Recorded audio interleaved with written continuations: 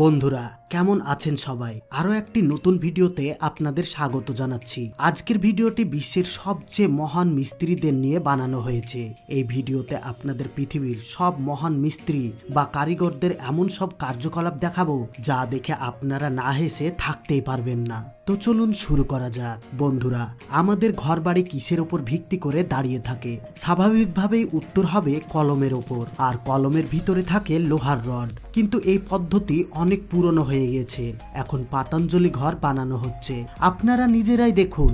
আর কি বলবো, এই ভাই মার্কেট থেকে রড আনতে পারেনি, তাই বাঁশ দিয়ে কাজ চালিয়ে দিচ্ছে। এই কারণেই তো বলি, ভারতের মানুষের বুদ্ধির কোনো তুলনা হয় না।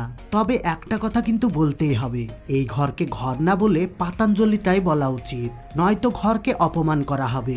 জীবনে হয়তো অনেক লাক্সারি বাথরুম দেখেছেন, কিন্তু আমি নিশ্চিত করে বলতে পারি এমন ধরনের বাথরুম আপনি কখনো কোথাও দেখেননি। মিস্ত্রি মহাশয় বাথরুমের এমন জায়গায় মেয়েদের ছবি লাগিয়েছে যেখানে টয়লেট করার সময় পুরুষরাও দ্বিধাগ্রস্ত হয়ে ভাববেন যে এখানে টয়লেট করব, নাকি এমন জায়গায় টয়লেট করতে গিয়ে যে কোনো পুরুষের সিস্টেমে গন্ডগোল দেখা দিবে।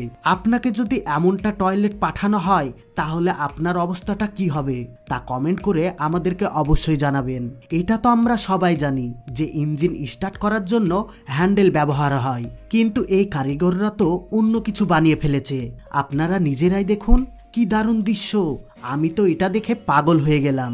ইন্ডিয়ার মানুষ এত বুদ্ধি কোথায় থেকে নিয়ে আসে বলুন তো? ইঞ্জিনকে এরা বাইক দিয়ে স্টার্ট করে নিয়েছে, কিন্তু আমার তো এখানে কোনো গন্ডগোল আছে বলে মনে হচ্ছে। আপনাদের কি মনে হয় কমেন্ট করে অবশ্যই জানাবেন। এই বাড়িটিকে ভালো করে দেখেন। আপনারা আমায় বলুন তো, বাড়িটিতে ঢোকা বা ওঠার রাস্তাটা ঠিক কোথায়? আমি তো কোথায় দেখতেই পাচ্ছি না। এমন নয় তো যে বাড়িতে কেবলমাত্র হেলিকপ্টার দিয়ে ল্যান্ড করা সম্ভব। বাড়ি তখনই সুন্দর লাগে যখন তার ফিনিশিং ভালো হয়, অর্থাৎ সেখানে প্লাস্টার বা এই ধরনের জিনিসপত্র ঠিকঠাক ভাবে ব্যবহার করা হয়। আর সেই জিনিসটাকে এই মিস্ত্রি খুব বেশি সিরিয়াস ভাবে করে নিয়েছে, যার প্রমাণ আমাদের চোখের সামনেই রয়েছে। তবে যাই হোক না কেন, এই মিস্ত্রিকে এমন অবস্থায় দেখে বাড়ির মালিক নিশ্চয় খুব খুশি হয়েছে। যা দেখো, আমি খুঁজে খুঁজে কেমন মেহনতি মিস্ত্রিদেরকে বের করেছি, যা মনোযোগ দিয়ে নিজের কাজ করছে। এটা আবার কোন মহান মিস্ত্রির কার্যকলাপ? তবে যাই হোক না কেন, মনে হয় সে লকডাউনে অনলাইনে পড়াশোনা করে সিভিল ইঞ্জিনিয়ার হয়ে গিয়েছে। এই জন্যই তো সে এত সুন্দর একটা জিনিস বানিয়েছে, যার প্রশংসা করার মতো কোনো শব্দই আমি খুঁজে পাচ্ছি না। কিন্তু আমি এটা ভেবে অবাক হচ্ছি যে আশেপাশের মানুষজন যখন এমন সুন্দর জিনিসকে দেখে তখন কি বাড়ির মালিকের একটুও লজ্জা লাগে না? মানুষজন ঠিকই বলে ভারতের মানুষ আসলেই মহান। বন্ধুরা, কলমের ভিতরে কি দেয়া হয়? নিশ্চয় সিমেন্ট আর পাথরের গোলা, কিন্তু এখানে তো কারিগররা অন্য কিছু করে দেখিয়েছে। তিনি কলমের ভিতর একজন মানুষকে ঢুকিয়ে দিয়েছেন। এই ইঞ্জিনিয়ার তো অসম্ভবকে সম্ভব করে দিয়েছে।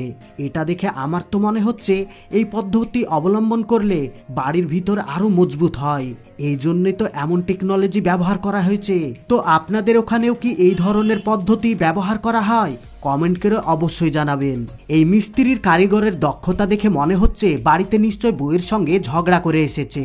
বউকে হয়তো কিছু বলতে পারেনি, তাই সেই সব রাগ এখানে এসে মিটাচ্ছে।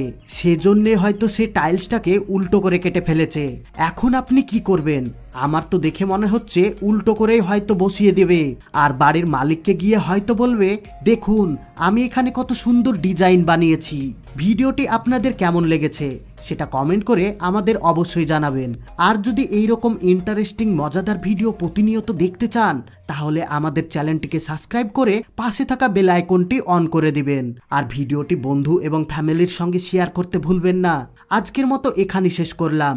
সবাই ভালো থাকবেন, সুস্থ থাকবেন।